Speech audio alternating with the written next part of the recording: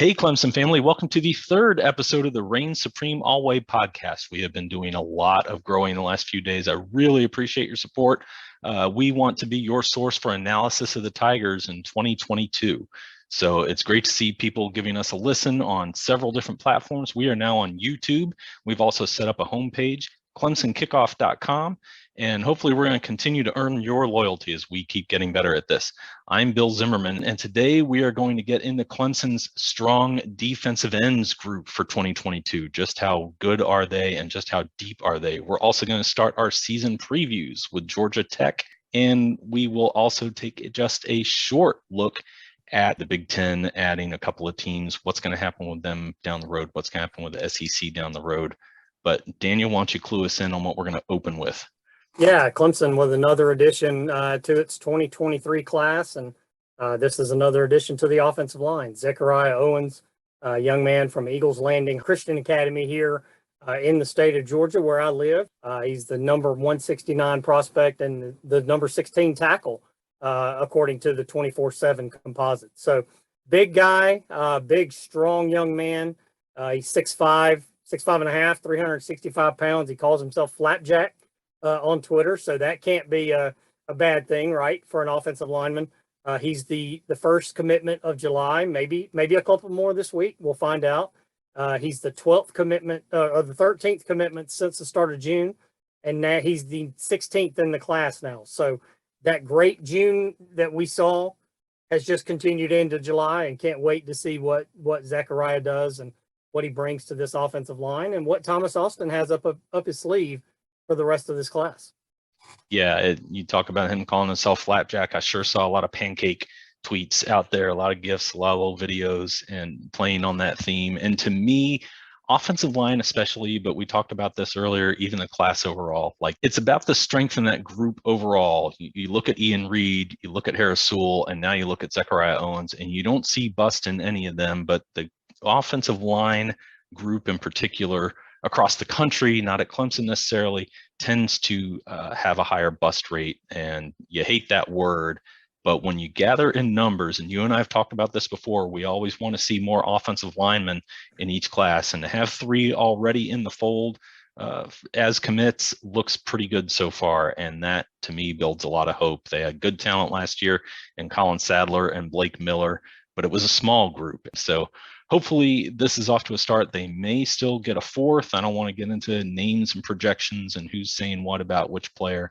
but hopefully this class continues to grow along the front. Yeah, I'd love to see maybe 1 or 2 more, right? And I'm with you. I think, and I'm not questioning Dabo Sweeney and his staff and how they recruit, but I would love to see 4 or 5 offensive linemen in every class, because it's a hard position to evaluate. It's a hard position to see how a young man is going to progress from high school to college. And I think if you only sign 2 or 3, you're really putting everything into those 2 guys, and they have to develop and you have to hit on them. So if you have 4 or 5 and you hit on 3 of them, okay, the other 2, maybe they develop at a little bit slower rate. But I like this class. I really do. Go watch the videos of these young men. There's some mean young men in this group, and they are, again, you don't give yourself the nickname Pancake for no reason. So I like what we've seen so far. We'll see what Thomas Austin can do with the rest of the group, but they are off to a really good start.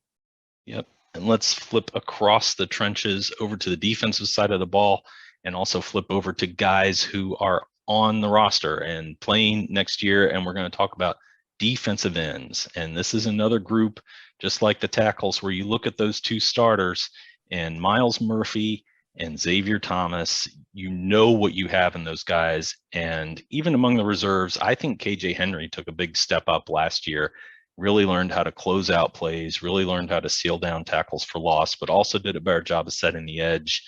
Just improved in all facets as far as I could tell.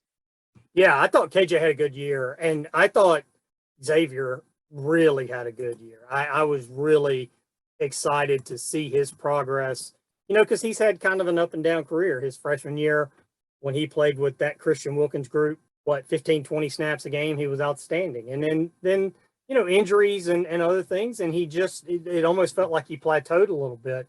But last year, I thought he really took a step forward.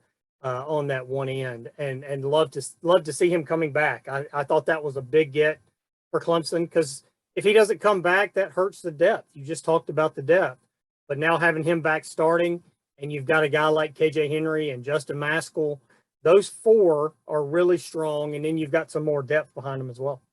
Yeah, Maskell is someone who I'd like to see kind of be this year's KJ Henry, really figuring it all out, putting it all together. I think you saw a lot of plays where he was on the field and good things happened for the offense on the other side. And sometimes maybe he wasn't setting that edge. Sometimes maybe he wasn't getting that pressure. Maybe he wasn't able to kind of own his space and set containment or whatever it might be. I'm no expert on coaching defensive ends. I'll leave that to Lemansky Hall and Wes Goodwin and the coaches who are on the team. But I really would love to see his productivity kind of take that step up, because he's been a hard worker. He's someone who had a ton of potential coming into Clemson. The talent is there. It's just a matter of unleashing it. So maybe he has that kind of Cornell Powell kind of year where he steps up. And then you're kind of looking into guys who are more unknown quantities. You've got Kevin Swint, who was a hugely regarded recruit at linebacker when he came to Clemson, moved last year to defensive end, started learning that position. If he can kind of tap into the skills that he's got and just the ability that he has that made him a top level recruit, then you could start looking at, hey, maybe we 2 deep becomes we 3 deep again already. And then you've got the Zaire Patterson recruit from 2 years ago, also showed some potential. You got Jaheim Lawson coming in as a true freshman, really expected to redshirt, younger brother of Shaq Lawson. So it's a familiar name, but it's probably not someone we're going to see a ton of. Yeah, and don't Cade Denoff as well is another depth guy. He's a redshirt freshman from last year, so we'll see what he can bring. And I mean, it's a good group, Bill. And we hadn't even talked much about Myles Murphy, who might be the best of the bunch. So I'm really looking forward. We talked about with the defensive tackles last week, seeing this defensive end group and just as a group, right? I think there's plenty of talent at the top, but there's talent that sprinkles down through the groups as well. So that second team group is really good. Greg Williams is back as well. As another depth guy. So I think there's plenty of depth where they can help those first 3 or 4 guys not have to be on the field as much and keep them rested. Yep. Wes Goodwin kind of becomes an X factor a little more with the defensive ends, maybe than you would think with the tackles. How much is he going to rely on those guys for pressure? How much is he going to rely on those guys to set the edge and let the linebackers bring the pressure? He's talked about, what was the phrase? No risk it, no biscuit. And so he's going to want to bring guys, but how often are you going to see that sort of corner blitz or that safety blitz or rely on the linebackers for that pressure versus how much is he going to ask these guys to really jump in and get after the quarterback, get after the running back behind the line of scrimmage and get those sacks and those tackles for loss? Right. And I can't wait to see what Wes Goodwin does with this group. And you mentioned Kevin Swint. I'm really think this is a better fit for him than playing linebacker. I like this spot for him, because when he played defensive end last year and just got after the quarterback, those few times that he did, he had an impact. So yeah, I'm excited about this group. I'm excited about what Coach Goodwin can do with them, coaching them up, and Lemansky Hall as well. I mean, coaching that group on the outside and what they can be. But it's going to be a talented group. I think it's going to be a disruptive group. And that certainly makes the entire defense dangerous.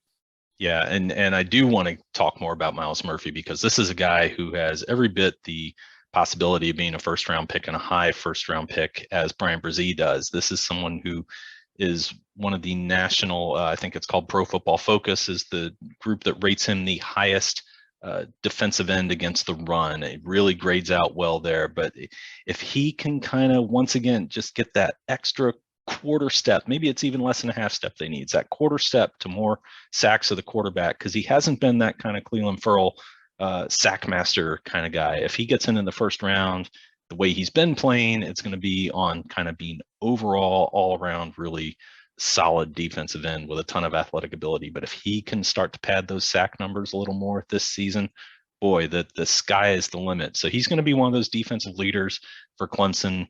And it'll be interesting to see how often he's the guy being featured in the replay after the tackle rather than kind of being the, hey, also Myles Murphy was in on that. Yeah, talented guy. I mean, talented player. He's a freshman All-American from several different organizations his freshman year. Last year, he was the second team All ACC selection, and was really good. Now it's time to see him take that next step if he wants to be a first round pick, like you're saying. And I've seen his name mentioned several of the mock drafts for next year, being a first round pick. You would think he would take that 7 sacks and 14 tackles for loss from last year and add to that and be really, really disruptive for this group. Yep. And he, I think, will have an opportunity to shine, as will Thomas, Henry, and the rest of the group right away in the season opener. Big stage, Mercedes-Benz Stadium in Atlanta, and the host team will be Georgia Tech in the season opener. So a conference game to start out the year. We've seen this before with Clemson and Georgia Tech playing in the opener. And boy, so we'll take a look at the jackets, and I'm going to lean on you because the only name I really knew last year was Jahmyr Gibbs, and he's not a Georgia Tech Yellow Jacket anymore. So who are kind of their best players with Gibbs out of the picture there? Yeah, it's a tough one, Bill, without Gibbs. I mean, Dante Smith is a really good running back that they have, and he kind of filled some of those spots last year when Gibbs was not on the field. But the guy to watch is Jeff Sims. I mean, Jeff Sims is the quarterback. He's been there a couple of years now, and you know, with a new offensive coordinator in Chip Long, and pretty much an entire new offensive staff. Except for Brent Key on the offensive line. So we'll see what Georgia Tech's offense looks like, but they need more out of Jeff Sims. They need him to take care of the ball. They need him to make better decisions, and they need him to grow this year from what he was his first couple of years with this program. Yeah, and you know, it takes a while to transition an offense. You would think it would be a little bit of a faster switch going from an option to a spread rather than the other way around. Kind of hasn't pulled together that way for Georgia Tech. You can see why they kept Brent Key. He's got a strong resume. He was credited with helping George O'Leary build UCF into what it's become. I believe he went to Alabama after that. Am I right about that? Yes. Yes. So you can see why if they're going to keep one guy around, it would be him, and hopefully he can help them improve and sort of give Clemson a little strength of schedule here at the very least. But are there any other key losses for Georgia Tech besides Jahmyr Gibbs leaving and transferring to Alabama? I think, Bill, and not to get off on an Alabama rant here, I think he could be a Heisman candidate. I really do. He's that talented. But they've got other pieces. I like James Blackstrain. He's a redshirt freshman receiver. They've gone heavy into the transfer portal for the offensive line, so we'll see if that works out. They've added transfers on defense as well. Kenyatta Watson is one of the transfers, but they have really gone heavy into the transfer portal.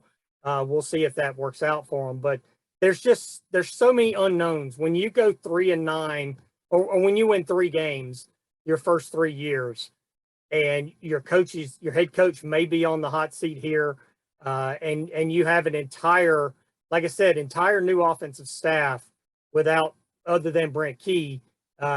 Chip Long I like the Chip Long hire. I really do, as the offense coordinator. I think that was a really good hire. Dale Alexander is the new wide receivers coach. Mike Daniels is coaching running backs. Chris Winkie is on that staff now as the backs coach.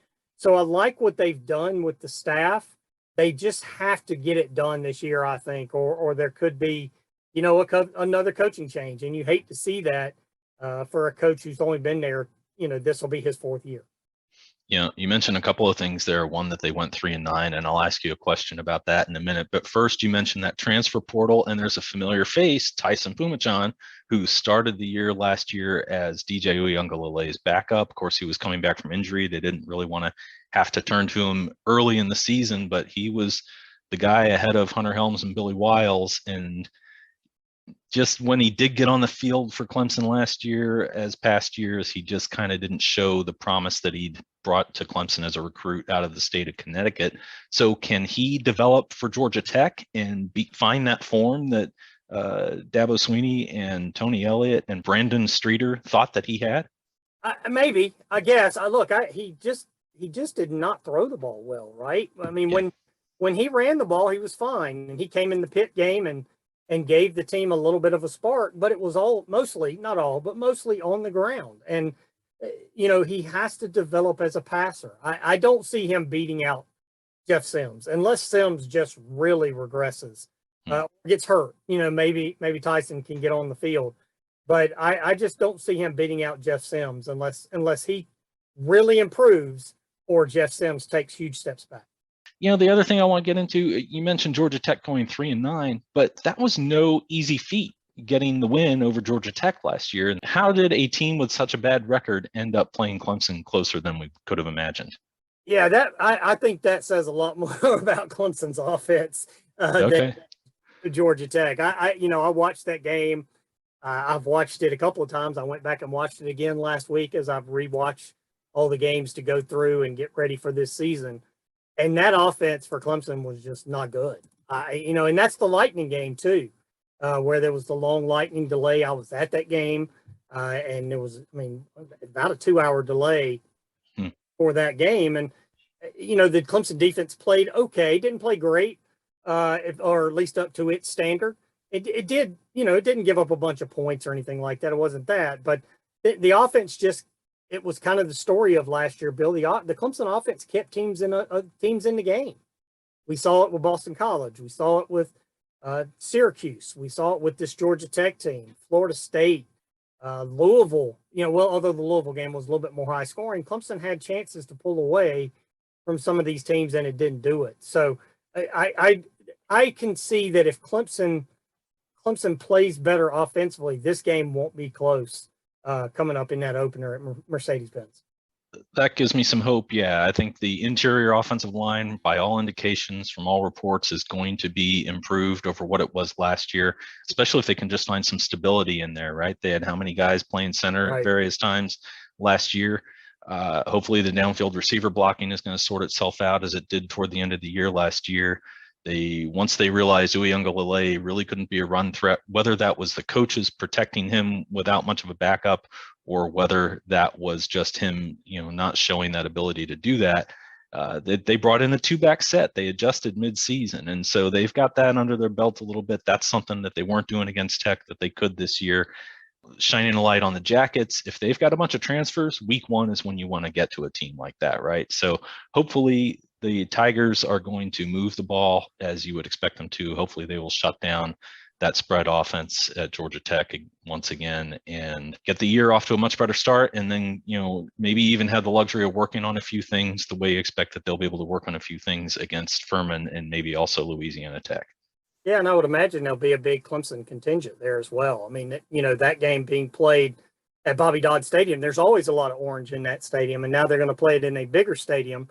I know it's a quote-unquote home game for Georgia Tech, but I would imagine there's going to be a lot of orange in that game, so maybe it doesn't feel like a true road game to kick off the season. But, yeah, I worry about Georgia Tech. I like what they've done. I like that Jeff Collins has acknowledged, look, we've got to get better offensively. We've got to get something figured out. I don't see them being as competitive this year as they were last year, at least in this game. And, we'll see how it plays out. But I feel like DJ is going to play better. I really do. There's a lot of reasons why he didn't play well last year. And, it's why football is not a one-man sport. It's not tennis. You're not out there by yourself. It's 11 men on the offense, and everybody has to do their job. And a lot of times he didn't do his job, right? But there were a lot of times the guys in front of him didn't do his job. There were a lot of drops. And I liked the 2-back set. I remember texting you during one of the games last year. I love the 2-back set. When you've got Kobe Pace and Will Shipley out there together, or Moffa spelling one of those guys, I think that gives the offense a little more versatility. And we saw it against South Carolina. They ran the ball for a lot of yards. We saw it against Wake Forest. They ran the ball for a lot of yards. And we saw it against Iowa State, too, in the bowl game. They didn't put a bunch of points, but they moved the ball at least early. And then, when they needed to at the end, they moved the ball. So I like the 2-back set. I like the offensive line, the steps that they'll take forward. And I think the quarterback play will be better than it was last year. Either DJ is better, or we see a little bit of Cade Klubnik as well. I think we will see Klubnik, and I don't think that if we do, that should be a verdict on what's going to happen with Uiagalelei. I don't think that automatically makes him Kelly Bryant, where Right. he'll be gone after week 4. I think it makes a lot of sense given the trouble that Clemson had last year with backup quarterback play, that they will need to get Klubnik in there in each of these first 3 games, knock on wood, each of the first 4 games, if things go as well against Wake Forest this year as they did last year. Week 1, Clemson, I do expect a lot of Clemson Orange in that stadium. I don't think they went to a stadium with increased capacity to get more yellow and black into there. I think they know Right. who's going to be buying tickets for that game in those extra 30,000 seats or however many it is. So hopefully those fans will understand, hey, the path to the best quarterback play remains DJ Uiagalelei. It really goes through those 3 guys right in front of them, the center and the 2 guards, and also some improved receiver play, some improved receiver health. So enjoy seeing Cade Klubnik in that opener. I fully expect him to get on the field, but I don't think that anything that he does is going to give him a chance to be the starter in week 2. Right. Unless something fully unexpected happens. So and run the ball, right? I mean, we saw it. We were at the Iowa State game. We saw Will Shipley and Kobe Pace and running the ball. If that's your strength and your defense is your strength, then play to it until you can get settled in at quarterback a little bit. Absolutely. So I'm looking forward to that opener. I think it's going to be a lot of fun, and I think it's going to finally get our minds off of some of the tangential things, which let's go ahead and talk about college football's elephant in the room, and that would be the real USC, University of Southern California, and UCLA moving from the West Coast into the Big Ten. So they will kind of be the odd teams out in a bunch of teams, mostly east of the Mississippi River. What's that going to be like? I mean, my goodness. And the bigger thing right now, of course, bringing Clemson into that conversation as well. Does Clemson go to the SEC? Does Clemson find its way into the Big Ten? I don't know. I don't think anybody knows. I don't know what you're hearing. You're a little more plugged in than I am, but it's pretty crazy to think about Clemson maybe being in the Big Ten in the same conference as teams in Los Angeles, for crying out loud. Bill, I have heard so many different scenarios. You hear the ACC is going to be really aggressive and really push for Notre Dame. If Notre Dame decides to move, well, there you go, and stay in the ACC. Well, that's the big step. But then you hear, well, even that won't be enough to keep the ACC viable. Well, then what's next? Oh, well, then you add those Big 12 teams, and there's several of them out there, and you can kind of do the math and figure out who they would be. But I still think this is an arms race to get to 24 to 28 Big Ten conference, 24 to 28 SEC conference, and that's going to be it. And then the ACC teams and that don't get involved will drop down into what's now the group of 5. But I think Clemson is going to be fine. Now, where is Clemson going to end up? It's either going to be in a viable ACC or it's going to be in the SEC and the Big Ten. One of those, and I think the viable ACC feels like the longest shot because I don't know how that stays viable, unless somebody steps in and slows all this stuff down. But it really feels like the Big Ten and the SEC are saying, okay, those are your group over there, and we'll take this team, these teams over here, and then we'll form our own, leagues and play each other for the national championship. Bill, I know it's all about football, but what does that do for basketball? What does it do for baseball? The NCAA tournament could be a casualty and all this stuff. That worries me. But for football, and I know we're mostly a football podcast, Clemson is going to be fine. You can't have a quote unquote national championship and leave out Notre Dame and Clemson and Florida State and Miami, maybe even Virginia Tech. But I could see, there's been a lot of reports today and yesterday that Clemson, Florida State, Miami, and maybe Virginia Tech go to the SEC, Notre Dame to the Big Ten. We'll see how that plays out. But and I also know a lot of people say the rights agreement with the ACC. If they want out, they will find a way out, right? Every contract is made to be torn up. And Clemson would probably have to pay a lot of money to get out.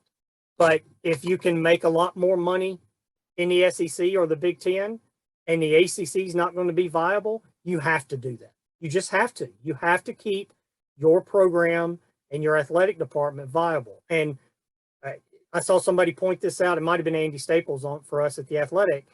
It's hard to swallow when Rutgers is going to be bringing in twice as much money as Clemson is. If you're a Clemson administrator, coach, fan, whatever, that cannot be possible, and they'll find a way out if they have to do it. Yeah, there's very little that I'm comfortable predicting at this point. The one thing that I would feel comfortable about is Notre Dame to the Big Ten. And I know that goes against the fact that expansion is not about geographical fit, it's about viewership.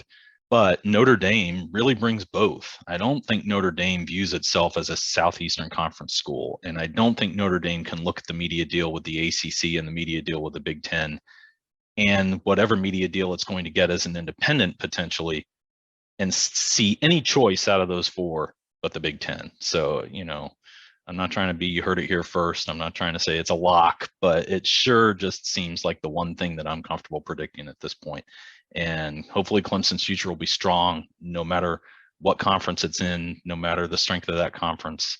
Certainly Clemson has terrific talent. It has a terrific fan base. You can't get that everywhere. I saw something the other day that supposedly Ole Miss has a more valuable program than Clemson, and I just don't buy it. I just, nothing against Ole Miss, but you look at what Clemson has been doing the last several years. Again, a lot of this comes back to football. Clemson's going to be in demand. There's going to be a way for somebody to get them a very strong schedule every year, and there's going to be a path for Clemson into the playoff no matter what happens. And we'll see how many traditions have to fall by the wayside in order for the Tigers athletic program to be the best version of itself that it can be. Yeah, look, there's two programs that have won multiple national titles since the playoffs started, right? Alabama and Clemson. That's it. Nobody else. They might have to make hard decisions and make decisions they don't want to make. I don't think Clemson and Jim Clements and Graham Neff and Dabo Swinney, I don't think they want to leave the ACC. But if the only way that the program and the athletic department can become and remain viable is to leave the SEC, I don't think they're going to sit on their hands and say, oh, well, this will pass, right? That's not going to happen. So this is a forward-thinking group. We saw what Graham Neff did with the baseball program. We talked about that on the last two episodes, and I believe that that's what they'll do moving forward. So if the ACC can remain viable, okay, then stay in the ACC. But if not, you've got to find a way out and get into one of these two super leagues. Yeah. All right. Well, we'll see what happens. As far as the future of the Reign Supreme Alway podcast, we will come back at you in a couple of days with a look at linebackers. We will look at Furman, and we will see whatever else is happening out there in the world of Clemson sports and what kind of news is breaking. We'll work those things in as well. Next expected possible commit, I think, is July 8th. So we might not be able to have that under our belt in time for that podcast. Well, who knows who will be in what conference by the time we record the next episode. So hopefully that will slow down. I know the USC UCLA stuff blew up the sports world last week, and whoever's next probably will do the same. Well, I hope everyone has enjoyed this, and we are glad you found us, Clemson family. We are now on YouTube. We are now on Google Podcasts. We now have the homepage, clemsonkickoff.com. So go ahead on those streaming services, smash that subscribe button, follow us on those podcasts. Check out our homepage. We've got links to all the places that we are posted so that you can pick the one you like the best. You can also follow us on Twitter at Clemson Kickoff, on Facebook at Reign Supreme Alway. It's fun to see how we've built this thing out in just a couple of weeks. Hope you enjoy it, and we'll talk to you next time. Yep, I'm Bill Zimmerman, and go Tigers.